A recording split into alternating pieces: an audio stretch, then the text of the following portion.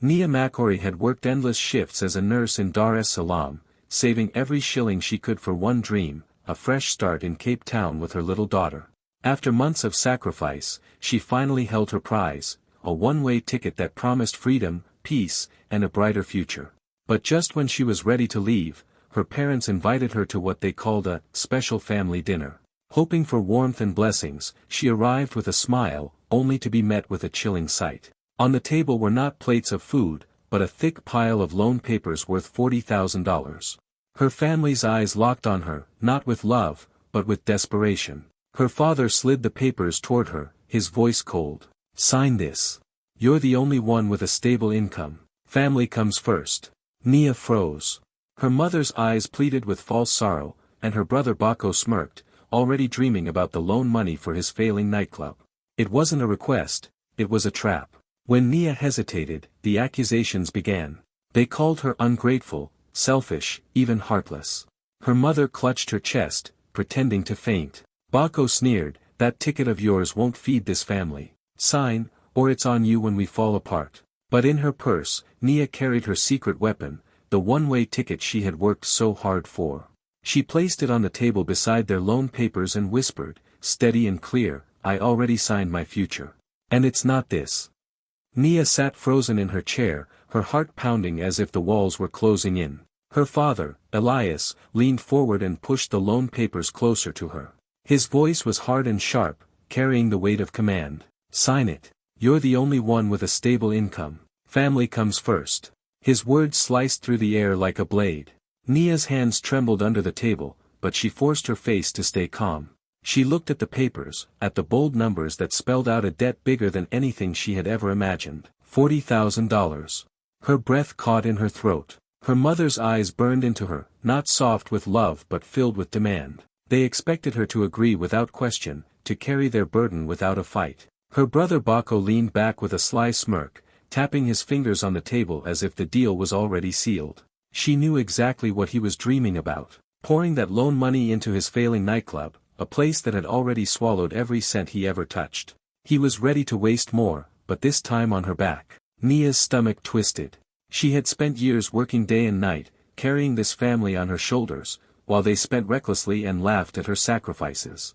Now, on the very night she thought she would be celebrated, they cornered her like prey. The room was heavy, the silence filled with pressure. Her father's jaw tightened as he shoved a pen into her hand. Her mother leaned closer, whispering, "If you don't do this, you'll destroy us." It was then that Nia realized the truth. This wasn't about family. This wasn't about love. It was an ambush, a trap set by the very people she had trusted most. They didn't see her as a daughter or a sister. To them, she was nothing more than a lifeline, the only one they could sacrifice to save themselves. Her pulse raced, her chest tightened, but deep inside her, a spark began to burn. She would not let them chain her to their mistakes. She would not let them take the future she had fought so hard for. As the papers lay before her and their eyes drilled into her, Nia sat up straighter, her silence louder than their demands. She did not reach for the pen. She did not nod or surrender. She simply looked at each of them, one by one, and thought, not this time. Not ever again. Nia's silence stretched across the room like a storm about to break. She did not touch the pen. She did not move. And that hesitation was all it took for her family to turn against her. The warmth of family dinner vanished in an instant. Her father's eyes hardened, his voice rising with sharp anger. "So this is what you've become. All these years we raised you, and now you abandon us when we need you most." The words cut deep, designed to sting, to pull at the guilt she had carried since childhood. Her mother, who only moments earlier had been calm, suddenly pressed a hand to her chest and leaned back in her chair. Her voice grew weak and trembling as if she were about to faint. "How can you betray us like this, Nia? After everything we've given you? Do you want to see your own mother collapse from heartbreak?" Her words wrapped around Nia like chains, heavy and suffocating. But Nia knew this performance well. She had seen it before whenever she refused to hand over her hard-earned money. Bako leaned forward with a smirk that made her stomach turn. His tone was mocking, cruel, almost gleeful. "That ticket of yours won't feed this family. What will you do in Cape Town? Forget us while we starve? Sign the papers, sister. Sign them, or watch us fall apart. And when we do, remember, it will be your fault." His words dripped with poison, twisting her dreams into weapons against her. Every accusation, every cry of betrayal was carefully crafted to break her spirit, to trap her in guilt so she would give in. They painted her as selfish, ungrateful, heartless. They made it sound as if her entire family's survival rested only on her shoulders, as if saying no meant she was destroying them with her own hands. The room grew thick with pressure. Her father slammed his fist on the table. Her mother groaned dramatically, covering her face with both hands as if she were drowning in sorrow. Baco laughed under his breath, confident that sooner or later she would fold. It was the same old story. Nia always gave in, always sacrificed herself for their comfort. But this time something was different. As their voices rose, Nia sat still, her silence growing louder than their accusations. Her heart was racing, but she held her ground. She looked at them, her father's anger, her mother's fake weakness, her brother's selfish grin, and for the first time, she saw it clearly. This wasn't love. This wasn't family. This was control, manipulation, betrayal dressed up as duty. Her fingers curled into fists under the table, not in fear, but in quiet strength. She did not shout back. She did not defend herself. She let the weight of her silence fill the room, until their voices, no matter how loud, began to sound desperate. For the first time in her life, Nia's refusal spoke louder than their guilt. Nia sat at the table, her family's voices echoing in her head, but deep inside she held a secret that none of them could see. In her purse, tucked neatly between folded papers, was her lifeline. A small piece of paper that carried all her hope, all her sacrifice, all her future. A one-way ticket to Cape Town. She had guarded it like treasure, printing it with hands that shook from exhaustion after yet another double shift at the hospital. Night after night, while her family wasted money on parties, drinks, and failed businesses, she had worked herself to the bone, saving every single coin. She skipped meals so her daughter could eat better, walked to work to save bus fare, and stayed awake when her body begged for rest. That ticket was more than just paper, it was the proof that her hard work meant something. The lone papers on the table in front of her felt like chains, heavy and cold, waiting to trap her forever in their mistakes. Her father's glare told her that he expected her to give up her dream. Her mother's sighs told her that she was selfish if she didn't. Her brother's smirk told her he thought she was weak enough to fold like always.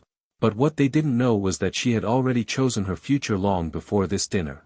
Every time she dragged herself home after a night shift, her daughter asleep in bed, she promised herself she would find a better life. She promised herself that one day her child would wake up in a city where dreams weren't crushed by family guilt. And now, that promise was folded safely in her purse, waiting to carry her away from this trap.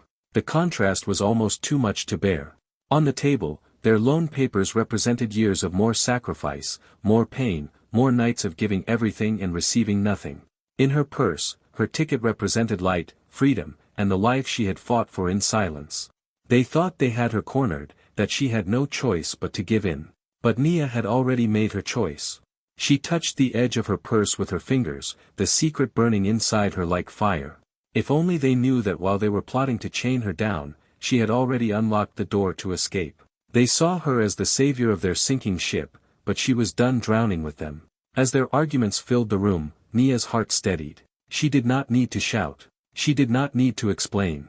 She had her answer, and it was waiting in her bag. Her future was printed in bold black letters, her name shining on that ticket like a declaration, Nia Makori. Cape Town. One way. Her freedom was already hers, they just didn't know it yet. Her father shoved the pen into her hand, his voice thundering like a judge delivering a final verdict. Sign it now, Nia. Enough games. Family comes first. His eyes blazed with command, his tone leaving no room for argument. Her mother leaned closer, whispering through trembling lips, "Don't make us beg, my daughter. Think of us. Think of your brother. Do you want to see this family destroyed?" Baco, as always, smirked with confidence, drumming his fingers on the table as if the deal was already done. The weight of 3 pairs of eyes bore down on Nia, pressing her into a corner. For a moment, the air was so heavy she thought she might suffocate. But then something shifted inside her. The exhaustion, the years of sacrifice, the guilt traps, the endless cycle of giving and being drained, it all broke apart in that single moment. Slowly, Nia pushed back the pen, her hand calm, steady. Her family watched, confused. Then, without a word, she stood up. Her chair scraped against the floor, a sound that cut through their accusations like a blade. All eyes followed her as she reached for her purse. She placed it on the table, her movements unhurried, almost graceful. Her father frowned, impatient. "What are you doing?" Her mother sniffled loudly, clutching her chest. Baco leaned forward, curiosity flickering across his face. With a deliberate hand, Nia opened her purse, pulled out a single folded paper, and set it gently on the table beside their loan documents. The white paper glowed under the light, so out of place among the heavy, suffocating debt contracts. The room went silent. Her father's face twisted in anger, confusion battling with rage. Baco blinked, his smirk fading into disbelief. Her mother froze mid-tear, staring at the paper like it was something dangerous. Nia unfolded it slowly, smoothing it out with her hand. Bold letters stared back at them all, her name, her destination, her freedom. A one-way ticket to Cape Town. Her lips curved into the smallest smile, not mocking, not cruel, but firm and unshakable. Her voice, when it came, was steady and strong, carrying the power of someone who had finally chosen herself. "I already signed my future," she said, her eyes locking with her father's. She slid the ticket forward until it touched the edge of their loan papers. "And it doesn't include being your scapegoat." The silence deepened, heavier than any of their earlier shouting. For once, Nia wasn't the one trembling. It was them. Her father's hand clenched into a fist, his jaw tight with fury. Baco's mouth opened, but no words came out. Her mother let out a sharp gasp, as if the world had betrayed her. And Nia, standing tall, felt something she had never felt at that table before: power. The kind that comes when fear finally breaks, when truth is louder than guilt. She didn't need their approval anymore. She had her ticket. She had her future. And she was already gone. The moment Nia laid her ticket on the table, the room exploded. Her mother let out a wail so loud it rattled the walls, throwing herself back in her chair and covering her face with both hands as if the world had ended. "My own daughter, betraying her mother," she cried, rocking back and forth as if her heart were breaking into pieces. Elias, her father, slammed his fist against the wooden table so hard that the glasses shook, his voice shaking with rage. "You dare shame us like this? After all we've done for you? You stand here and spit on your own blood?" His face turned red, the veins in his neck bulging with fury. Baco pushed his chair back so fast it screeched against the floor, his smirk gone, his voice sharp with venom. "You're dead to us, Nia. You hear me? Dead. Don't come back here when you fail out there. Don't you dare call yourself part of this family." His words were like daggers thrown across the table, filled with the hatred of a man whose easy life was slipping from his hands. The accusations came at her like a storm. Selfish. Ungrateful. Heartless. They told her she was abandoning them, choosing herself over her family, destroying the people who had raised her. Each word was meant to break her, to crush her resolve until she bent under their weight like she always had before. But this time, Nia didn't flinch. She didn't even look away. Her hands pressed down on the loan papers, not gently but with force, sliding them back across the table as if they were poison she refused to touch. Her voice, steady and clear, cut through their chaos. "I've been paying for everyone's mistakes since I was 18. Every debt, every bill, every bad decision, you've thrown it on me. And I carried it, year after year, while you spent and wasted and laughed. But tonight," she paused, her eyes hard as steel, "tonight I choose me." Her father's fist hovered above the table, his mouth opening to argue, but no words came. Her mother's cries grew weaker, her performance starting to falter when she realized Nia wasn't breaking this time. Even Baco's shouts lost their edge as he realized his sister's silence was stronger than his noise. The air in the room shifted.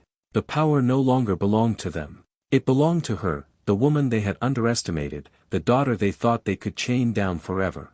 Nia stood taller than she ever had before, the light of her future burning in her eyes.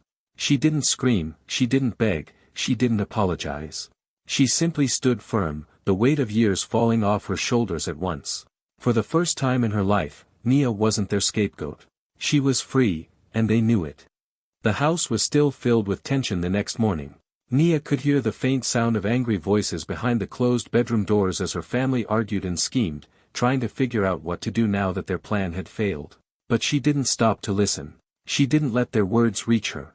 Instead, she moved quietly through the house, her daughter curled against her chest, still half asleep. She picked up the small bag she had packed days ago, the one that held everything that mattered: clothes, documents, and that precious ticket. For once, her steps felt light. The sun was just rising when she reached the airport, painting the sky in shades of orange and pink. She clutched her daughter close as they walked through the terminal, her heart racing not from fear but from hope. Every sound of rolling suitcases, every announcement over the speakers, felt like music to her ears. She checked in, passed through security, and finally sat down by the gate, her ticket warm in her hand. For years she had dreamed of this moment, and now it was real. No one could take it away from her. When the plane doors closed and the engines roared to life, Nia pressed her lips to her daughter's forehead. The little girl stirred but didn't wake, resting peacefully in her mother's arms. As the plane lifted into the sky, Nia looked out of the window and saw the city lights of Dar es Salaam shrinking below her. The streets, the houses, the places where she had cried and sacrificed, it all faded into the distance. Her chest rose and fell with a deep breath she didn't even realize she was holding. For the first time in her life, she felt the heavy chains around her heart loosen and break. No more guilt. No more being their scapegoat. No more carrying debts that weren't hers. A single tear slipped down her cheek, then another, until her vision blurred with emotion she could no longer contain. She whispered softly, so only her daughter could hear, "We're free now." Her voice cracked, but it carried the strength of every sleepless night, every sacrifice, every moment of pain that had brought her here. She held her daughter tighter, knowing that this freedom wasn't just for herself, it was for the little girl who deserved a future brighter than anything they had left behind. The plane soared higher, cutting through the clouds, and Nia closed her eyes, letting the hum of the engines wash over her. She could almost feel the weight leaving her body, piece by piece. Ahead of her waited Cape Town, a new life, and a chance to rebuild everything on her own terms. Behind her, the anger, the manipulation, the betrayal, all of it grew smaller and smaller until it was nothing more than a memory. For the first time ever, Nia wasn't afraid of tomorrow. She was ready to live. Months passed, and Nia's new life in Cape Town began to bloom like a flower finally seeing the sun. She worked hard at the hospital, but this time it didn't feel like chains. It felt like purpose, like freedom. Her daughter laughed more, her eyes brighter each day as she started at one of the best schools in the city. Their little apartment wasn't fancy, but it was filled with peace, something money could never buy. Every time Nia walked home after a long shift and heard her daughter's happy voice, she knew she had made the right choice. Back in Dar es Salaam, the story was very different. Word started to spread among neighbors and friends, whispers carried from one street to another. Bako's nightclub, the dream he had always bragged about, finally collapsed under a mountain of debt. The doors closed, the lights went out, and the so-called businessman was left with nothing but angry creditors chasing him down. Elias and his wife, who once lived proudly in their home, now faced the shame of repossession. The bank was knocking at their door, demanding payments they couldn't make. The family that had once laughed, spent recklessly, and plotted to trap Nia now found themselves drowning in the very mess they tried to drag her into. People began to talk. If only they had treated Nia better, some whispered. Others shook their heads, saying, "She warned them. Look at her now." The same family who had mocked her dreams, who called her selfish and ungrateful, now spoke her name with regret. They missed the daughter who used to bail them out, the sister who used to save them. But she was no longer there to catch them. In Cape Town, Nia didn't gloat. She didn't celebrate their downfall. She simply focused on her own life, pouring her love into her daughter and her work. But sometimes, late at night, when she looked at the ticket she had kept as a reminder, she couldn't help but think of that dinner table, the papers they pushed at her, and the tears she shed on the plane. Karma had knocked at their door, not hers. And for once, she was free enough to let it pass her by.